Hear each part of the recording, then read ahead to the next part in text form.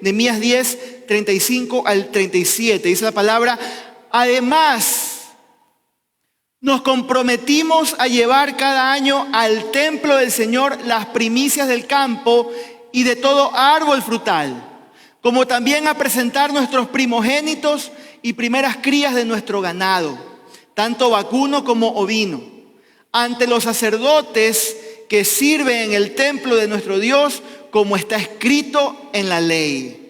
Convinimos en llevar a los almacenes del templo de nuestro Dios las primicias de nuestra molienda, de nuestras ofrendas, del fruto de nuestros árboles, de nuestro vino nuevo y de nuestro aceite para los sacerdotes que ministran en el templo de nuestro Dios.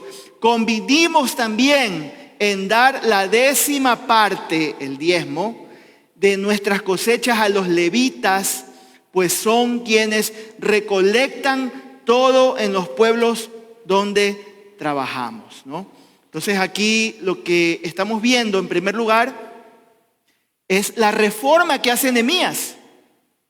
Nehemías está reformando, después de que ha reconstruido la muralla, está llevando al pueblo a volver a lo que decía la ley de Dios. Y puntualmente tiene que ver con nuestros recursos, con nuestros dineros, o con, mejor dicho, con los dineros, los recursos de ellos, ¿no? Pero después vemos, y vamos ahora a Nehemías 13, del 7 al 12, dice la palabra, dice Nehemías: regresé a Jerusalén y me enteré de la infracción cometida por Eliasib al proporcionarle a Tobías. ¿Quién era Tobías? No sé si ustedes lo leímos la semana pasada. Tobías era uno de los enemigos de Judá, de los judíos. Y miren lo que había hecho este hombre llamado Eliasib: proporcionarle a Tobías una habitación en los atrios del templo de Dios. Eso me disgustó tanto que hice sacar de la habitación todos los cachivaches de Tobías. Luego ordené que purificaran las habitaciones y volvieran a colocar allí los utensilios sagrados del templo de Dios, las ofrendas y el incienso. También me enteré de que a los levitas eran los servidores del templo, los que servían, los cantores, los músicos, los que estaban en la puerta, los que estaban sirviendo en el templo, los colaboradores del templo. Dice: me enteré que a los levitas no les habían entregado sus porciones, de que los levitas y cantores encargados del servicio habían regresado a sus campos. Así que reprendí a los jefes y les dije: ¿por qué está tan descuidado el templo de Dios? Luego los reuní y los restablecí en sus puestos. O sea, llamó a todos esos levitas: vengan a seguir haciendo la labor que tienen que hacer. Todo Judá trajo a los almacenes la 10ª parte del trigo, del vino y del aceite. Si usted quiere ponerle título a este mensaje, usted puede ponerle: no vuelvas a lo mismo. Dile al que está a tu lado: no vuelvas a lo mismo. No vuelvas a lo mismo, ¿no? Y es que, hermanos, muchas personas tienen la tendencia, de hecho creo que todo el mundo tiene la tendencia de volver a la misma vida de esclavitud de la que fueron liberados. Mucha gente lucha con esto en sus vidas. Esto puede ser en muchos ámbitos, de muchas formas, de muchas maneras. Por ejemplo, la mujer que, a pesar de que vivió mucho tiempo maltratada, engañada y golpeada, aunque huyó con sus hijos, al poco tiempo vuelve a la misma rutina del abuso.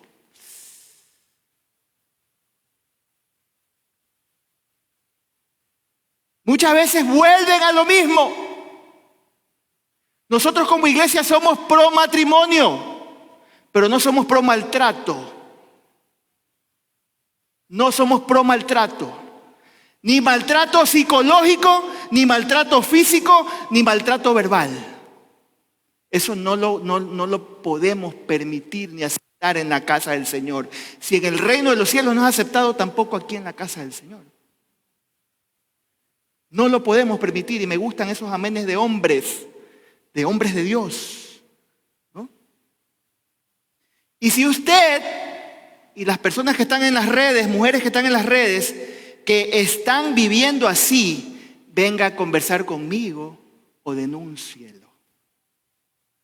¿Amén? Bueno, no lo digo porque usted lo esté pasando, ¿no? Pero espero que esté de acuerdo conmigo.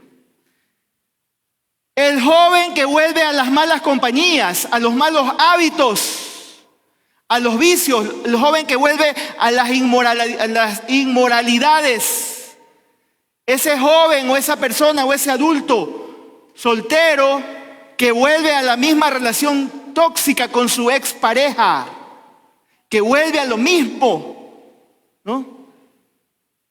Hay personas que luchan con esto en su vida, volver a los mismos hábitos. De hecho, hay un proverbio que lo dice tan duro, pero tan claro y tan bonito. Lo describe muy bien, dice, como el perro que vuelve a su vómito, así es el necio que repite su necedad. Yo no sé si Dios está hablando a algunas personas acá, o Dios nos está hablando a todos nosotros, ¿no? Pero muchos de nosotros hemos pasado por esto, mis hermanos, ¿no? Hemos crecido espiritualmente, hemos perdonado, hemos sanado, dejamos los malos hábitos, pero de pronto pasa el tiempo y una vez más sin darte cuenta, estás envuelto en la suciedad. Una vez más sin darte cuenta, estás en esclavitud. Una vez más sin darte cuenta, estás amargado, estás triste otra vez. Es como que volvemos a esas mismas actitudes tóxicas, volvemos al pasado, volvemos a cosas destructivas. Dios ya nos sacó de allí y muchas veces regresamos a lo mismo. Muchas veces volvemos a lo mismo. La verdad es que todos batallamos con esto, mis hermanos. Damos 2 pasos para adelante y damos 1 para atrás muchas veces, ¿no? Volvemos al temor, volvemos al enojo, volvemos a la lujuria, vuelven muchas veces a la pornografía, vuelven muchas veces a las mentiras, vuelven muchas veces al chisme, vuelven muchas veces a la envidia. Y ahí estamos. Caminas, regresas. Muchas veces andamos así. Israel justamente estaba destruido por hacer cosas que no agradaban a Dios. Y Nehemías justamente regresa para reconstruir los muros de esa ciudad. Y no solo la ciudad. Es interesante lo que hace Nehemías, porque podríamos decir, bueno, Nehemías, reconstruir la ciudad, regrese a Susa. Ya usted no tiene nada que hacer aquí, pero este hombre se da cuenta de que los muros son importantes, pero hay algo más importante para Judá, es la restauración espiritual de nuestras vidas. La restauración espiritual, reconstruir, ¿no?, el orden social, reconstruir el orden espiritual en Jerusalén. Nehemías reconstruyó la adoración, si usted puede leer, porque ¿qué pasaba? Con Esdras, cuando volvió Esdras, que volvió primero que Nehemías, habían reconstruido el templo. Qué lindo, qué hermoso templo que habían reconstruido. Pero no había adoración. Pero no había adoración, no había predicación de la palabra. ¿Y de qué sirve una iglesia hermosa si no hay predicación, si no hay adoración? ¿Cuántos dicen amén a eso? Necesitamos predicación, necesitamos adoración. Ese es el propósito y la razón de ser de esta casa de oración, de esta iglesia. Siempre debemos estar en constante adoración. Dice en una ocasión, dice la palabra, que esa llama nunca se apague, siempre debe estar encendida en el templo, en el tabernáculo, ¿no? Y Nehemías viene y restaura todo esto. Y por ejemplo, volvemos a Nehemías 10, lo que acabamos de leer. Vemos que él hace 3 reformas principales. Nehemías hace 3 reformas principales. Leímos una de esas reformas, que es volver primero a Dios, ¿no? Volver primero a darle a Dios las primicias. Volver a darle los diezmos. Esto quiere decir, con nuestras ofrendas, con nuestros diezmos, sostener el trabajo de la obra del Señor. Sostener el mantenimiento del templo, sostener la adoración, sostener obreros para que vayan y sigan predicando la palabra por todos lados. sostener los lugares como lo que tenemos ahora, donde podemos atender a nuestros propios hijos, nuestras nuevas generaciones. Y Nehemías le hace esta reforma y dice, tenemos que volver a esto. Y ellos dicen, nos comprometemos. Ellos dicen, nos comprometemos con hacer esto. No leímos todo el pasaje, hermanos, pero la otra reforma fue de lo que habla Nehemías, es el matrimonio y la sexualidad, que ya vamos a hablar de esto, ¿no? Pero también la otra reforma fue el tiempo y nuestras prioridades, ¿no? Y es interesante que son justamente estas tres cosas, estas tres reformas de las que habla Nehemías, ¿no? Son la sexualidad y el matrimonio, el tiempo y las prioridades, el dinero y el propósito. Es interesante que a la gente no le gusta que se metan con una o con estas tres áreas de su vida. Y por esta razón a mucha gente no le gusta seguir a Cristo.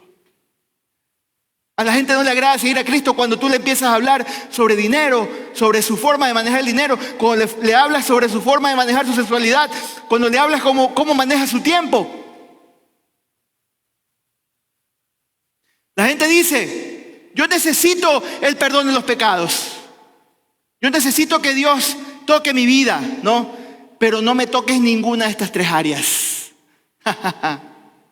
No se puede. ¿Y qué pasa con el pueblo? El pueblo se compromete a honrar el matrimonio y el sexo, ¿no? Lo acabamos de leer, a honrar el tiempo y prioridades y a obedecer cómo manejar el dinero y su propósito. Y Nehemías dice, bien, qué chévere, esta gente es muy dócil. Nos comprometemos, dice la gente, y Nehemías dice, excelente, ¿no? Vamos por buen camino, dice Nehemías, ¿no? Luego pasamos y nos damos cuenta que Nehemías tiene que ir de regreso. ¿A dónde? A Babilonia. Tiene que ir a Susa. ¿Por qué? Porque usted recuerda que la condición por la cual Artajerjes lo dejó irse fue porque Nehemías le dijo, este es el tiempo convenido cuando voy a regresar. Tenía que ir a dar cuentas, a rendir cuentas de lo que el rey lo había encomendado. Y Nehemías se va.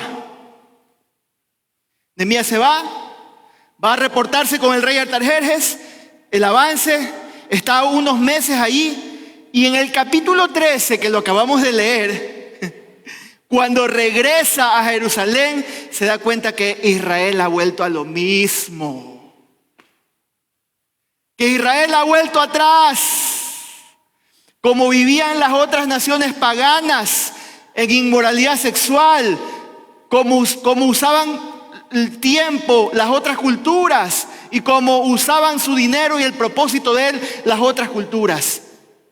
Recuerda, en el capítulo 10 se habían comprometido, y en el capítulo 13 dice, cuando el gato no está, habían vuelto atrás esa gente. Habían vuelto atrás. Y Nehemías les dice, justamente porque ustedes se desviaron de estas tres áreas, es que fueron cautivos y Jerusalén fue destruido y las puertas estaban en llamas y todas las murallas destruidas. Justamente porque ustedes volvieron atrás, porque ustedes se metieron en inmoralidad. Por eso es que estaban como estaban. Y es que, hermano querido, déjame decirte algo, el enemigo quiere verte miserable. El enemigo quiere verte frustrado, quiere verte avergonzado, quiere verte amargado, quiere verte deprimido, quiere verte con una familia arruinada, ¿no? Pero Jesús ha venido para que tengas vida y para que la tengas en abundancia. Vino para restaurarte, vino para reformarte, vino para reconstruirte. Y Él te dice, no vuelvas a lo mismo, no vuelvas atrás. Y mire, me encanta la paciencia de Nehemías. Esto es lo más hermoso de todo. Me encanta esta actitud de Nehemías. Él dice, volví. Si yo hubiera sido Nehemías y yo veo todo lo que está pasando, aunque no sé porque soy pastor y Dios me ha llamado a esto y tengo esta vocación, pero tal vez otra persona hubiera dicho, hagan lo que se les dé la gana. yo me voy porque estoy tranquilo en mi palacio, sigo siendo copero, ya no son mis business, hagan lo que les dé la gana. Él hubiera podido decir eso. Pero Nehemías dice, volví a purificar el templo, una vez más les insistí, ¿no? Nehemías no se dio por vencido con ellos. Qué hermoso, hermanos. Yo no sé si usted se da cuenta de esta parte tan hermosa, tan especial. Nehemías no se dio por vencido con ellos. Nehemías insistió porque amaba tanto a Jerusalén, tenía una carga en su corazón. Aunque ellos tenían la tendencia de volver a lo mismo, él tenía la insistencia de volverlos a Dios. Aunque ellos querían irse, volver a lo mismo, a las naciones paganas, a todo lo que ellos hacían antes, Nehemías les insistía, volverlos a Dios, volverlos a Dios. Y es que, hermano, usted y yo tenemos algo que se llama naturaleza pecaminosa. ¿Cómo se llama? Tenemos una naturaleza pecaminosa que siempre tiende a volver al mal, que siempre tiende a volver a lo mismo, que siempre quiere volver atrás, que siempre quiere ser como ese perrito, volver al vómito. Pero el Espíritu Santo nos insiste en volver a Jesús una vez más. El Espíritu de Dios te insiste, te llama, te atrae con cuerdas de amor para que tú vuelvas, para que tú te restaures, para que Él te levante, para que vuelvas a Jesús una vez más. El verdadero Nehemías de nuestra vida se llama Jesucristo. Jesús es nuestro Nehemías, mi hermano. Así como Nehemías dejó la comodidad del palacio, se metió a una ciudad destruida. Jesucristo dejó todo lo perfecto, dejó el cielo y se metió a la destrucción y al caos de tu vida y de mi vida. Así como Nehemías entregó su sueldo para reconstruir Jerusalén y ayudar a las personas, Jesucristo se despojó de su gloria. El término en griego es kenosis, se vació, como cuando tú vacías un vaso de agua en otro y ese vaso queda vacío. Eso hizo Jesús. Dice un texto en 2 Corintios 8:9, él se hizo, siendo rico, se hizo pobre para enriquecerte, para enriquecerme a mí. Jesucristo es tu Nehemías, Jesucristo es mi Nehemías, ¿no? Porque Él entregó su cuerpo, entregó su sangre, entregó su vida para darnos una herencia eterna, perdón y propósito. Él es nuestro Nehemías, pero siempre queremos volver atrás, siempre queremos volver a lo mismo, siempre queremos volver al vómito, desafortunadamente. Así como Nehemías no los desechó cuando volvieron atrás, Jesús no te desecha cuando tú vuelves a tu antigua naturaleza. Él insiste en reconstruir tu vida, amado, amada. Él quiere reformarte, Él quiere reconstruirte. Dice el Salmo 23:1, Jehová es mi pastor, nada me faltará. En lugares de dedicados pastos me hará descansar, me guiará a corrientes de agua, confortará mi alma, me guiará por sendas de justicia, por amor de su nombre. Si tú quieres que Salmo 23:1 sea una realidad en tu vida, ¿qué dices? Jehová es mi pastor, nada me faltará. Tú tienes que dejarte guiar. Primero tú tienes que dejarte guiar. No puede Él ser tu pastor si tú y yo no nos dejamos guiar. Y me encanta lo que dice, y ahí está el texto, Hebreos 12:10. Y me parece un poco chistoso porque es la realidad, ¿no? Dice, en efecto, nuestros padres nos disciplinaban por un breve tiempo como mejor les parecía. Yo no sé cuántos aguantaron a harto palo. Yo aguanté harto palo, no les voy a negar. Y mi mamá ahora me dice, yo te daba palo, mijito, pero era porque te amaba. Era porque quería lo mejor para ti.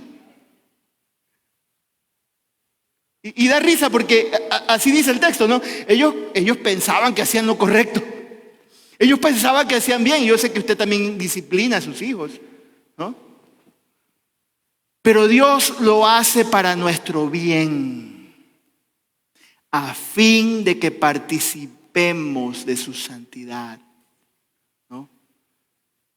Tal vez su papá, su mamá, ni sabían lo que hacían.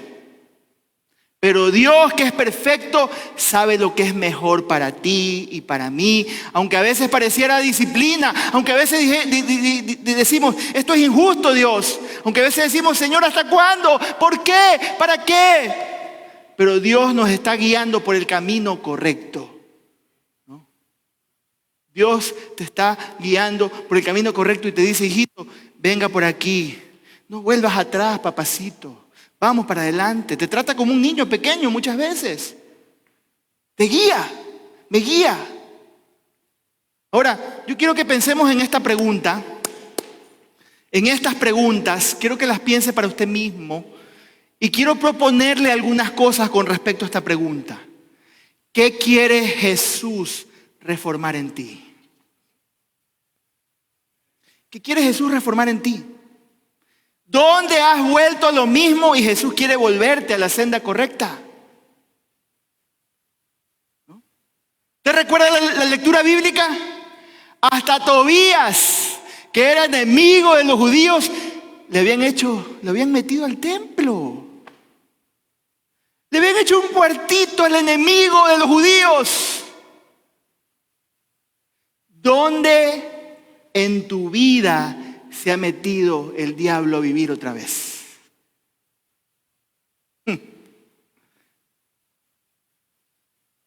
Ahora, yo quiero compartir contigo 3 cosas importantes que tienen que ver con las 3 reformas que Nehemías compartió con ellos, que ellos dijeron, nos comprometemos a hacerlo así.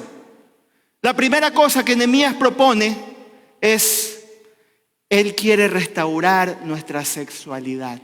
¿Cuántos dicen amén a eso? Pastor, pero eso es el Antiguo Testamento, pastor. Ya en el Nuevo Testamento ya estamos en la gracia, dicen algunos, ¿no? Bueno, veamos lo que dice Mateo 5:27, por ejemplo. Miren lo que dice Mateo 5:27. Están en palabras rojas en tu Biblia, fueron palabras de Jesús. Él dice, han oído el mandamiento que dice, no cometas adulterio, pero yo digo que el que mira con pasión sexual a una mujer ya ha cometido adulterio con ella en el corazón.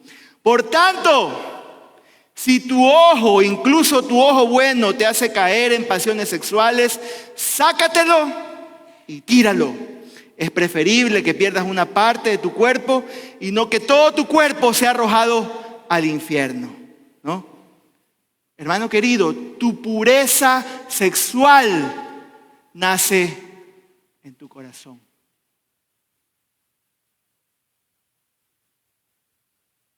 No, es que técnicamente no he pecado, pastor, no he hecho nada, ¿no? No tiene nada de malo mirar, pastor. Bueno, dile eso al Señor. O díselo cuando llegues allá a la presencia de Él. No lo digo yo, hermano, lo dice la palabra.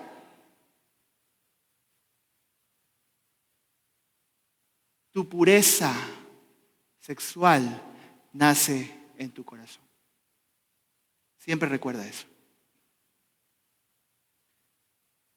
Hermanos queridos, el principio bíblico del sexo es divertido.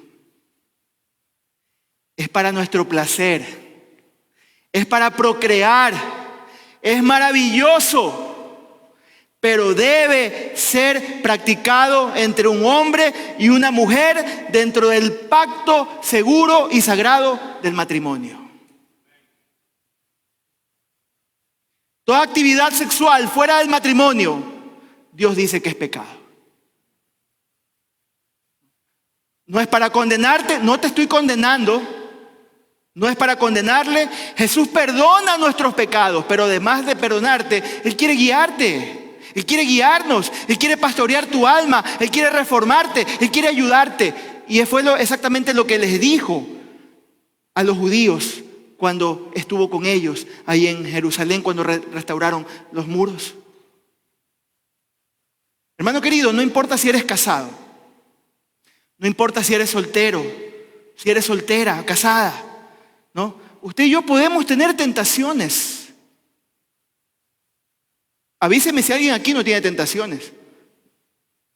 Pero todos tenemos tentaciones de tener sexo con alguien que no es tu esposa, que no es tu esposo. Esa tentación, déjame decirte, no es pecado. El pecado es que actúes, te dejes llevar y caigas en esa tentación. Ahí está el problema, cuando permites que eso madure, que eso se convierta en algo real, ya sea fantasioso o sea real, cuando cavilas y te quedas ahí. Ahí está el problema. Entonces, antes de actuar en la tentación, ¿qué usted y yo tenemos que hacer? Huir. Es lo primero que usted y yo tenemos que hacer. Huye. Sal corriendo. Sal corriendo, huye. No importa que se queden con tu ropa. Ahí está, se me salió el micrófono. No importa que se queden con tu túnica. Huye. Sal corriendo. Hermanas queridas, cuidado. Siempre hay resbalosos en los trabajos. Siempre hay impíos. Ay, qué linda que estás. Chateando a 2 de la mañana con un hombre que no es tu esposo. Estás abriendo la puerta al diablo para que tu matrimonio se vuelva un infierno y para que termines en la ruina. Ese no es el modelo sagrado y bíblico de la palabra de Dios para tu matrimonio. Cierra la puerta, busca al Señor, busca ayuda. Si tú vienes a hablar conmigo, te lo aseguro, no te voy a condenar. Voy a tratar de ayudarte, voy a tratar de caminar contigo, voy a tratar de darte la mano. Pero si vienes ya después, ¿qué podemos hacer? Ya no se puede nada, ya cuando ya has caído, ya ahí es complicado. Ahora, aún así no te vamos a condenar. Te vamos a ayudar, te vamos a restaurar, porque así lo hizo el Señor. Con esa mujer que estaba a punto de ser apedreada, que dijo, ¿quién está libre de pecado aquí? Lance la piedra. ¿No? Te vamos a restaurar, no te vamos a condenar, ¿no? Entonces, hermanos, buscamos ayuda. Hombres, y me predico a mí mismo, que yo lo vengo trabajando esto en mi vida por muchos años. Hombres, eduquen su mirada. ¿Qué significa educar su mirada, queridos caballeros de Cristo? Los ojos de tu hermana en Cristo no están aquí, están acá. ¿Me comprendes? ¿No? Cuando tú veas a una hermana en Cristo, como le dice Pablo a Timoteo, mírala como tu hermana menor, con toda pureza. Guarda tu corazón. Déjate de morbosidades, perdón que use este término. Aquí en la iglesia no permitimos esas cosas. Cuidamos nuestra ética, cuidamos nuestro trato. El tacto, el enemigo muchas veces lo usa para cavilar pensamientos, tentaciones, pecados. ¿Por qué tengo que decirles esto? Porque como pastor tengo que decírselo. Doy gracias a Dios que en esta soltería de 3 años en mi vida, Dios me ha guardado. Y tengo la autoridad para pararme aquí y decírselos, mis hermanos. Creo que aquí ninguna de mis hermanas en Cristo puede aquí decir, el pastor se propasó conmigo. Yo quiero usted, hermano querido, ser ejemplo para usted, varón, caballero. Más bien usted cuide a sus hermanas en Cristo. Amén. Denle un aplauso al Señor por esto, mi hermano.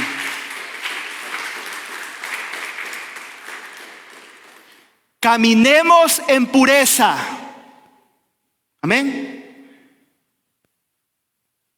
Yo le pregunto a usted, para usted mismo, ¿qué lidera tu sexualidad? ¿La cultura? ¿Las tentaciones? las redes sociales o Jesucristo, que lidera tu sexualidad? Ojalá que sea Jesucristo. Número dos, ¿qué fue otra reforma que trajo Nehemías al pueblo y que es una reforma para nuestras vidas también, a la que nosotros debemos acogernos? Es restaurar nuestras prioridades y nuestro tiempo. La segunda reforma es la del tiempo, mis hermanos. El día de descanso o el día del Señor. Pero pastor, el día de descanso, el día de reposo está en el Antiguo Testamento. Jesús ya abolió el día de reposo. Ya eso ya no sirve, eso ya es pasado, es antiguo pacto. Ya el día de reposo no importa. Hay gente que piensa que Jesús quitó el día de descanso y esa es una mala interpretación. Usted tal vez está leyendo mal la palabra de Dios, ¿no? Jesús nunca desechó el día de descanso. Más bien le dio propósito al día de descanso, mis hermanos. Miren lo que dice, por ejemplo, Jesús en Marcos 2:27, ¿no? ¿Qué estaba pasando con Jesús? ¿No? Él estaba con sus discípulos y les dio hambre. Y tal vez no había un McDonald's cerca. No había algo donde comer, no había un agachado ni nada. ¿Y qué hacen ellos? Van a un campo, arrancan espigas, las empiezan a moler y se las empiezan a comer.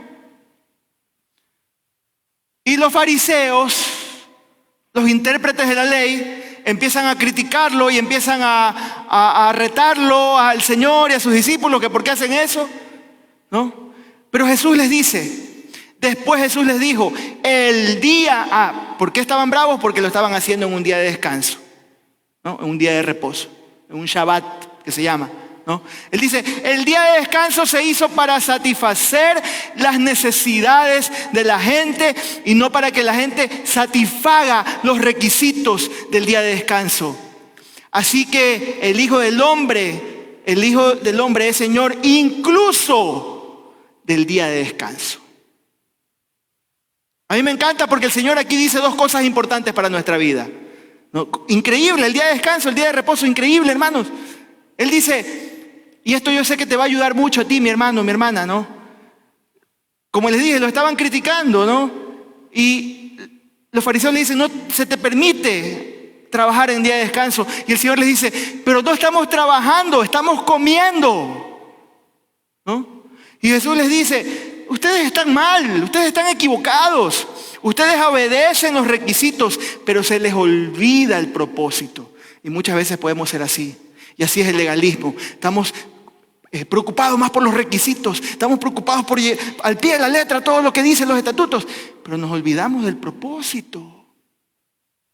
¿Qué es lo más importante, mis hermanos? ¿No?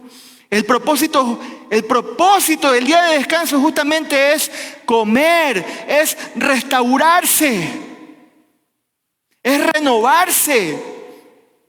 En otra ocasión lo criticaban porque sanaba en el día de descanso y Jesús le dice, están ustedes totalmente equivocados. El día de descanso justamente es para sanar, para sanarnos y para sanar a otros. Justamente es para eso. Y Él les dice, el Hijo del Hombre es Señor, incluso del día de descanso. ¿Qué significa esto, mis hermanos? Que cuando tú descansas, ¿no? Cuando tú descansas de verdad, no es que estás ahí supuestamente descansando, pero estás mandando mails, no es que estás llamando por teléfono a tus clientes, no es que te estás haciendo trabajo pendiente de la oficina, no es que estás tratando de vender por ahí alguna cosa de los que son comerciantes. No, cuando descansas de verdad, Jesús es el Señor de mi vida, de mi tiempo, de mis prioridades. Cuando tú y yo descansamos de verdad, Jesús es más importante para mí que hacer negocios o que hacer dinero. Estoy confiando en Él, que Él me va a proveer y que yo necesito renovarme y que yo necesito honrar a Dios porque estoy descansando. Eso es renovar el día de descanso. Yo le digo, hermano, tome un día de descanso.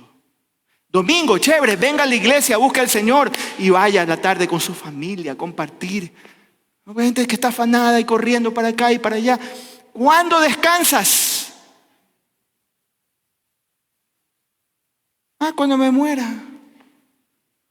El Señor quiere que ahora tú lo honres con tu descanso. Porque Él es el Señor del día de descanso. Amén. Y número 3. ¿Qué fue otra cosa que el Señor restauró? Y yo sé que estas cosas como que a la gente no les gusta de las que le hablen, ¿no? No le gusta a la gente que se metan ni en su sexualidad, ni matrimonio, ni que se metan en su tiempo y prioridades, ni tampoco que se metan, lo último, ¿con qué? Con los diezmos y las primicias. Ya va, pastor, a hablar de esto. Porque de hecho usted sabe que yo normalmente no hablo de esto. Yo me dedico a predicar la palabra, aunque esto también es parte de la palabra de Dios. ¿Por qué los diezmos y las primicias? Porque con eso estaban sosteniendo, como lo dije hace un rato, la adoración, la predicación en la casa de Dios. Y algunos dicen, pastor, eso es Antiguo Testamento. Ok, vamos a leer el Nuevo Testamento a ver qué nos dice, hermanos, ¿no? Miren lo que dice Filipenses 4, 15, 16, 19. Miren lo que dice Pablo. Al principio, cuando comencé a anunciar la buena noticia y salí a Macedonia, cuando comencé a predicar el evangelio, dice Pablo, ¿no? Los únicos que me ayudaron fueron ustedes. Está hablando de los filipenses, ustedes, los de la iglesia de Filipos, ¿no? Ninguna otra iglesia colaboró conmigo. Suena vergonzoso y feo, ¿no? Aún cuando estuve en Tesalónica y necesité ayuda, más de una vez ustedes me enviaron lo que necesitaba. ¿Ven? ¿Qué es lo que estaban haciendo? Me encanta la palabra del versículo 15. Dice, colaboró conmigo. Hermano querido, cuando usted está dando sus primicias, cuando usted está dando sus diezmos, sus ofrendas, usted lo que está haciendo es colaborando. Usted se vuelve socio. Usted es parte del que el reino de los cielos siga avanzando. Usted es parte de que esto siga creciendo, ¿no? El versículo 19 dice, y ya que ustedes han hecho esto y que ustedes no se olvidaron de mí y que ustedes han colaborado y ustedes han sido socios, dice, por eso de sus riquezas maravillosas mi Dios les dará por medio de Jesucristo todo lo que les haga falta. Les pregunto, ¿ustedes creen que los filipenses dieron para que Dios les diera? Yo creo que no. Ellos dieron para colaborar, porque está claro ahí en el texto bíblico, mis hermanos. Ellos dieron para colaborar, y eso me habla de propósito, de ser copartícipes de algo que es mucho más grande y que trasciende mucho más allá de lo que vamos a vivir en esta vida. Es para el reino de los cielos, ¿no? Piensa en los tiempos de Nehemías, ¿no? Ahí, ¿qué habían? Habían agricultores. Habían ganaderos, había constructores, habían carpinteros. Ese era su trabajo, esa era su vocación, mis hermanos. Pero su propósito, cuando traían sus primicias y diezmos a la casa del Señor, ellos decían, mi propósito es para que el nombre del Señor se haga más famoso, se haga glorificado, para que haya adoración en la casa, para que la gente que está sirviendo a tiempo completo pueda ser sostenida y podamos seguir adelante y que el reino de Dios crezca. Ese era el propósito de los judíos en aquella época. Y Pablo cuando dice, ustedes ofrendan, ustedes diezman, dan para la construcción, ustedes están siendo socios. Están colaborando para que el reino sea exaltado y que Jesús sea conocido, ¿no? Centro Cristiano de Manta, cuando tú diezmas, cuando tú ofrendas, cuando tú das primicias, no es solo para que tengamos más aquí en la casa del Señor, o para que Dios te bendiga a ti, aunque Dios te bendice. Dios te da, Dios te provee, Dios te suple necesidades, ¿no? Pero cuando tú diezmas y ofrendas, ¿no? Es para colaborar. Es para que colaboremos. Y eso es encontrar propósito, que Jesús sea exaltado y sea predicado, mis hermanos. Ese es el único propósito. El día jueves, les cuento rapidito esta historia. El día jueves me encontré con un joven, él se llama Washington Reyes. En el 2016, ¿recuerda el terremoto? Creo que todos recordamos con desagrado aquel tiempo, ¿no? Este joven apenas escuchó el terremoto, al día siguiente de Guayaquil él se vino, iba entre la carretera, todo desolado, devastado, destruido, iba viendo cuerpos en la carretera, gente muerta, gente que había sacado sus muertos. Él llegó a Canoa, Manabí. ¿Conocen Canoa, Manabí? ¿No? Vía a Pedernales, ¿ya? Él llegó a ese lugar. Dice, yo no sé, pastor, pero Dios me trajo, me llevó acá, en aquella época, 2016. Y empezó ya a trabajar con la gente, a ayudar como pudo, lo que podía hacer, universitario, politécnico, parte de un equipo, se llevó a unos más. Y ahí yo lo conocí, nos hicimos buenos amigos, Guachito y yo. Yo empecé también a visitar Canoa, en ese tiempo todavía era parte del equipo pastoral del Centro Cristiano de Guayaquil, yo. Y los domingos, sábado predicaba a los jóvenes en la noche, el domingo cogíamos para Canoa y ahí pasábamos domingo y lunes día libre obviamente, trabajando con él. A los pocos meses levantamos una iglesia ahí. Usted sabe que a mí me encanta, me apasiona esto. Levantamos el Centro Cristiano de Canoa. Y cada 3 meses yo llegaba, bautizábamos gente, tenía el culto. Y él seguía ahí. Se casó el joven. De ahí ya pues yo me vine para Manta, le perdí el rastro y el día miércoles él me escribe, pastor, estoy regresando de Canoa a Guayaquil y quiero pasar por Manta saludándote, me dice. Yo honestamente pensé que se había muerto esa obra y mal de parte mía, ¿no? Porque yo venía pensando y orando por Canoa hace tiempo. Me viene a ver acá y nos vamos a almorzar con Guachito.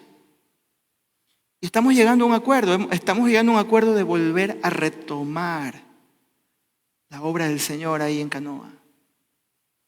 Así como estamos tratando pues de levantar el tema de las acuatas, Centro Cristiano Montecristi en las acuatas, creemos que hay la oportunidad también allá en Canoa de volver a retomar. Me mandó fotos y me asombró ver, tienen una casa que está alquilada, ahí en el patio han puesto pues cañas y se están reuniendo, va la fundación a ayudar, bueno, sigue adelante esa obra. Y me dice, pastor, quiero volver otra vez a trabajar contigo, vamos adelante, levantemos y sigamos levantando iglesias aquí en Manabí. Ese es el sueño que tengo en mi corazón. Para ese propósito son nuestras ofrendas, son nuestros diezmos, son nuestras primicias, para que el reino de los cielos sea establecido aquí en la tierra, el nombre de Jesús se haga famoso. Entonces yo quiero que usted me ayude orando por este sueño. Porque yo no sé qué es lo que Dios está haciendo, pero Dios se mueve de estas maneras y me viene a buscar este chico. Él podía ir con cualquier persona, pero me dice, pastor, tú inauguraste esta iglesia, tú oraste por mí, me echaste aceite y me dejaste aquí establecido. Quiero volver a levantar esta iglesia y estamos en este propósito. Entonces yo le pido, ayúdeme orando. Crea en estas reformas y aplíquelo a su vida, su sexualidad, su matrimonio, su prioridad y su tiempo. Crea en estas reformas su dinero y el propósito de ese dinero. Créale al Señor. Yo quiero terminar haciéndole estas preguntas. ¿Qué está dirigiendo tu sexualidad, mi hermano? ¿Qué está dirigiendo tu tiempo y tus prioridades? ¿La cultura del mundo? ¿Qué está dirigiendo tu propósito? ¿Es la cultura? ¿La corriente de este mundo? ¿El sistema de este mundo? ¿Es tu naturaleza pecaminosa la que te está guiando y te está haciendo volver atrás a lo mismo? ¿Es tu propia opinión? La Biblia dice, no seas sabio en tu propia opinión, ¿no? ¿Son tal vez tus propias ideas? ¿Son tus tentaciones? ¿Tus inclinaciones a pecar? ¿O es Jesucristo? Ojalá que sea Jesucristo.